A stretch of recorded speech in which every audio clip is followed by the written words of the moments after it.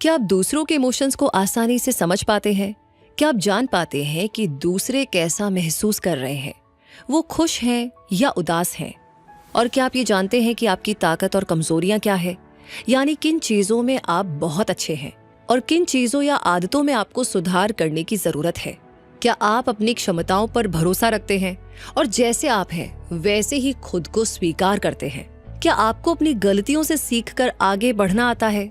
अगर आप इन सभी सवालों के जवाब हाँ में दे रहे हैं तो समझ लीजिए कि आपका इमोशनल इंटेलिजेंस ज्यादा है। आप प्रेजेंट में यानी वर्तमान में जीना पसंद करते हैं, नए एक्सपीरियंसेस के लिए खुले रहते हैं और दूसरों के पॉइंट ऑफ व्यू को समझने की कोशिश भी करते हैं। वहीं अगर आप छोटी छोटी बातों पर गुस्सा हो जाते हैं, दूसरों के साथ आसानी से लड़ाई झगड़ा कर लेते हैं, दूसरों के साथ मजबूत और भरोसेमंद रिश्ते बनाने में आपको दिक्कत महसूस होती है और अपने इमोशंस को कंट्रोल में रख पाना भी आपके लिए बहुत मुश्किल होता है, तो समझ लीजिए कि आपका इमोशनल इंटेलिजेंस कम है। लेकिन फिक्र मत कीजिए, इसे इंक्रीज भी किया जा सकता है और इस पर काम किया जा सकता है। लेकिन सवाल यह है कि इसके लिए करना क्या होगा, तो ये आपको क्विक सपोर्ट के आज के इस वीडियो में पता चल जाएगा। लेकिन उससे पहले ये जानना जरूरी है कि इमोशनल इंटेलिजेंस होता क्या है। ये EI यानी इमोशनल इंटेलिजेंस एक पर्सन की वो कैपेसिटी होती है जिसके जरिए वो अपने इमोशंस को समझ पाता है, उसका सही इस्तेमाल कर पाता है और उन्हें अच्छी तरह से मैनेज भी कर पाता है। इसे EQ यानी इमोशनल कोशेंट भी कहा जाता है और भावनात्मक बुद्धिमत्ता भी। EI हाई होने से एक पर्सन को स्ट्रेस कम करने में मदद मिलती है, लोगों से बात करना, दूसरों के इमोशंस को समझ पाना और टफ सिचुएशन को सही तरीके से हैंडल करने में भी मदद मिलती है। ये इमोशनल इंटेलिजेंस इतनी इंपॉर्टेंट होती है कि इसके जरिए रिश्तों को मजबूत बना पाना, सक्सेस अचीव कर पाना और सोच समझकर सही फैसले लेना आसान हो जाता है। सबसे पहले दो अमेरिकी मनोवैज्ञानिक पीटर सेलोवे और जॉन मेयर ने 1990 के दशक में इमोशनल इंटेलिजेंस शब्द का इस्तेमाल किया। उन्होंने इसे एक ऐसी क्षमता बताया जिससे लोग अपनी और दूसरों की भावनाओं को पहचान सके, समझ सके और उनका सही इस्तेमाल कर सके। उसके बाद राइटर डेनियल गोलमैन ने 1995 में इमोशनल इंटेलिजेंस नाम की एक किताब लिखी, जिसके जरिए उन्होंने EI को आम लोगों तक पहुंचाया और तब EI की इम्पोर्टेंस को दुनिया ने जाना। इमोशनल इंटेलिजेंस के 5 की कंपोनेंट्स होते हैं: self awareness, self regulation, motivation, empathy और सोशल स्किल्स। आइए अब हम इन्हें समझते हैं। सबसे पहले आती है सेल्फ अवेयरनेस। इमोशनल इंटेलिजेंस का ये की कंपोनेंट हमें बताता है कि सेल्फ अवेयरनेस का मतलब सिर्फ अपने इमोशंस को पहचानना ही नहीं होता, बल्कि ये जानना भी होता है कि वो इमोशंस कैसे आपके थॉट्स और एक्शंस को अफेक्ट करते हैं। इसका मतलब अपनी स्ट्रेंथ के साथ साथ कमजोरियों को भी ईमानदारी से स्वीकार करना और खुद की कैपेसिटीज पर भरोसा रखना है। आप कब क्या महसूस कर रहे हैं, क्यों महसूस कर रहे हैं और उन इमोशंस का आपके बिहेवियर पर कैसा असर हो रहा है, ये जानना भी सेल्फ अवेयरनेस में ही आता है। इमोशनल इंटेलिजेंस का दूसरा की कंपोनेंट है सेल्फ रेगुलेशन। इसका मतलब है अपने इमोशंस के फ्लो में बहने से खुद को बचाना और सोच समझकर रिस्पॉन्स करना। स्ट्रेसफुल कंडीशंस में भी पेशेंस के साथ बिहेव करना और अपने इमोशंस को पॉजिटिव डायरेक्शन में ले जाना भी इसी में आता है। बदले हालातों में आसानी से एडजस्ट करना और अपने प्रॉमिसेस पूरा करना भी इसी का हिस्सा है। और सेल्फ डिसिप्लिन को फॉलो करते हुए फ्लेक्सिबल रहना भी सेल्फ रेगुलेशन में ही आता है।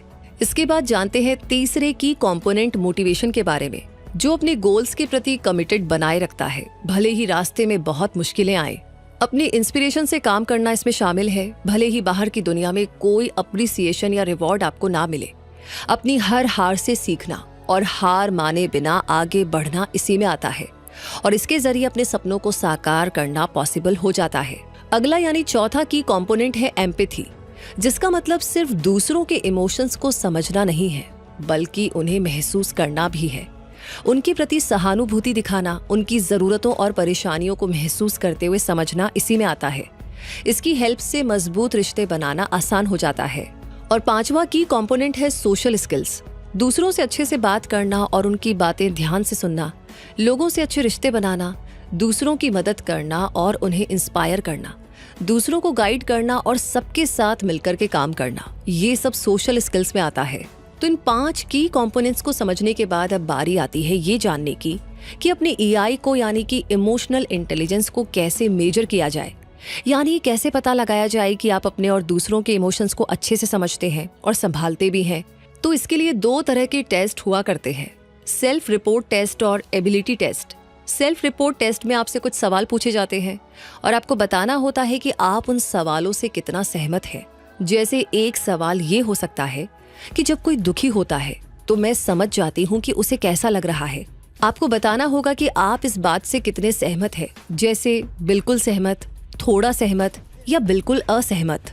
ये टेस्ट आसान होते हैं क्योंकि आपको बस अपनी राय देनी होती है। अगर ऐसे सवालों के ज्यादा जवाब आपने बिल्कुल सहमत दिए हों तो समझ लीजिए कि आप में एम्पैथी और दूसरों के इमोशंस को समझने की ज्यादा क्षमता है, यानी आपका EI हाई है।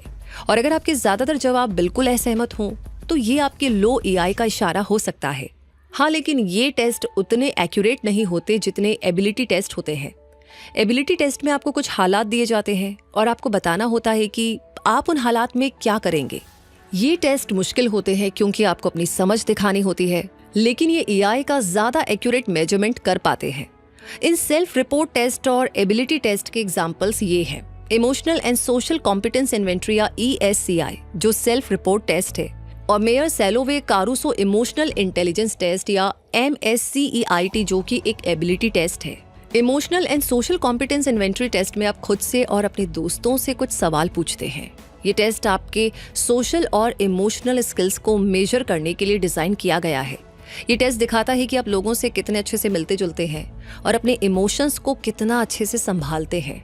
ये टेस्ट इजी होते हैं और कम समय में किए जा सकते हैं। ये टेस्ट आपको खुद को बेहतर अंडरस्टैंड करने, अपनी पर्सनल और प्रोफेशनल लाइफ में सुधार लाने और दूसरों के साथ अपने रिलेशंस को स्ट्रॉन्ग करने में आपकी मदद कर सकता है। वहीं mayor Salovey Caruso emotional intelligence test या MSCIT एक एबिलिटी टेस्ट है, जिसका मतलब है कि ये आपके इमोशंस को पहचानने और समझने की असली क्षमता को मापता है। इसके लिए आपको एक फोटो दिखाई जा सकती है जिसमें एक आदमी उदास दिख रहा है और आपसे पूछा जा सकता है कि आपको क्या लगता है कि वो आदमी कैसा महसूस कर रहा है और आप उसकी मदद कैसे करेंगे। इसी तरह आपको एक वीडियो दिखाया जाता है जिसमें दो लोग बहस कर रहे हैं और इसे दिखाकर आपसे पूछा जाता है कि आपको क्या लगता है वो लोग कैसा महसूस कर रहे हैं और आप उस सिचुएशन को कैसे संभालेंगे।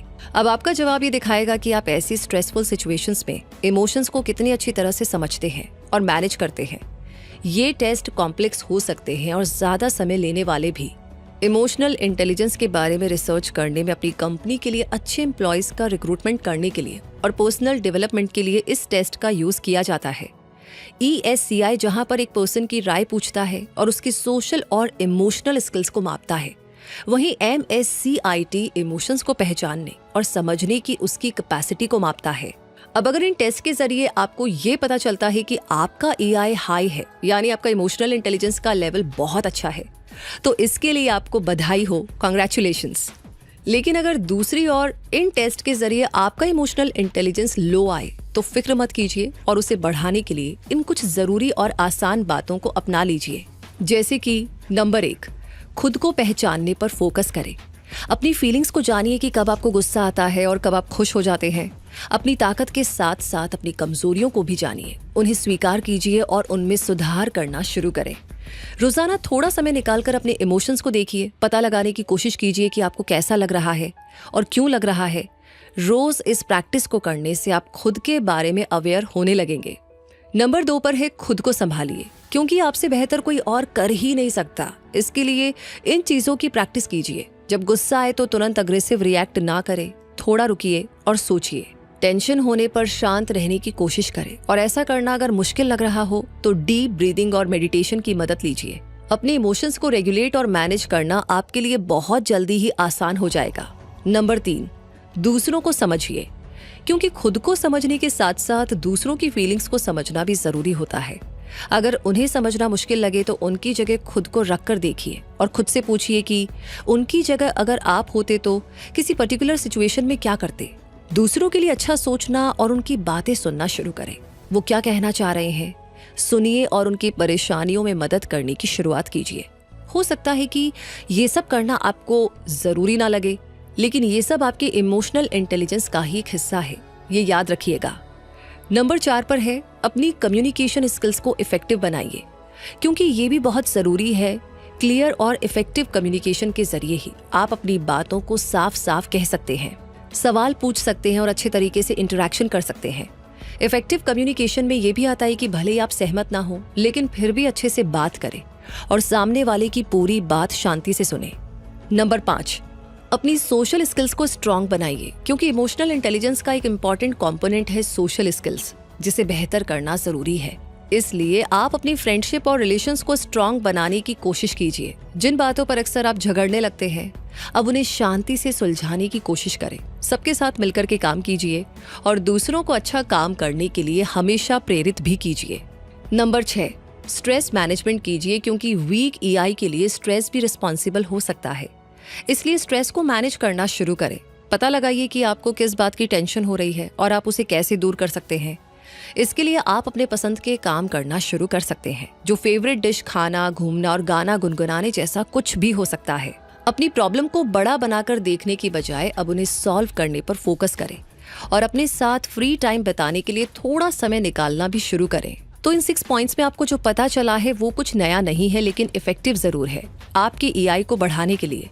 इसलिए इन छोटी छोटी अच्छी बातों को इंपॉर्टेंस दीजिए, अपनी लाइफ में अपनी हैबिट्स में शामिल कीजिए, लगातार सीखते रहिए और पॉजिटिव माइंडसेट बनाने की कोशिश करते रहिए। फिर देखिए कैसे आप अपने इमोशंस को अच्छे से मैनेज कर पाते हैं और दूसरों के इमोशंस की वैल्यू भी जान पाते हैं, यानी अपने इमोशनल इंटेलिजेंस का लेवल हाई कर सकते हैं। तो फिर देर किस बात की, इसकी शुरुआत अभी कर दीजिए एक स्माइल के साथ। वैसे ये वीडियो यहीं पर कंप्लीट होता है। लाइक ऑलरेडी कर दिया है तो कमेंट सेक्शन में अपनी राय हमें ज़रूर बताइए। आप क्या महसूस करते हैं, या फिर आपने क्या डिसाइड किया है कि इन चीज़ों पर आपको काम करना है। आपने अब भी डिसाइड किया है कि हाँ, ये 3 चीज़ें तो मतलब आपको करनी ही है। और साथ ही अपना ढेर सारा प्यार और सपोर्ट आप हमें शेयर करते रहते हैं, उसके लिए थैंक यू सो मच। इस वीडियो को आपको बाकी लोगों के साथ भी शेयर करना है, ताकि उन्हें भी अपनी इस छुपी हुई पावर का पता चले, जो हमारी बहुत मदद करती है ग्रो करने में, बहुत सारे डिसीजंस लेने में और हर सिचुएशन में डील करने में। तो इस टॉपिक के बारे में जानकर के आपको कोई और भी टॉपिक याद आ रहा है जिस पर जानना भी बाकी है, तो वो सवाल या टॉपिक हमें लिख भेजिए।